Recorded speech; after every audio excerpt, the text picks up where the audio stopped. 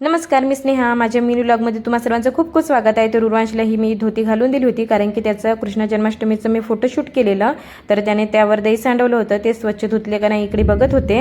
आणि मला आज संध्याकाळच्या जेवणामध्ये काटवलची भाजी बनवायची होती. मग पटकन काटवलची भाजी फ्राय केली आणि इकडे मला मेहंदी पण भिजू घालायची होती. म्हटलं चला भाजी शिजतपर्यंत आपण मेहंदी भिजवूया. तर त्यासाठी एक लोखंडाची कढई घेतलेली आणि त्यामध्ये सगळी मेहंदी टाकून घेतली.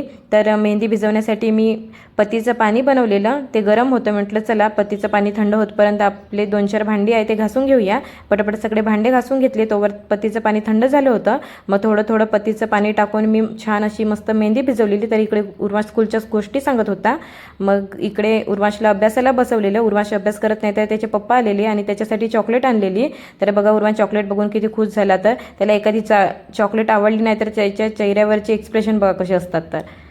तर आजचा दिवस असा होता. चला भेटूया उद्याच्या मिनी व्लॉगमध्ये. बाय.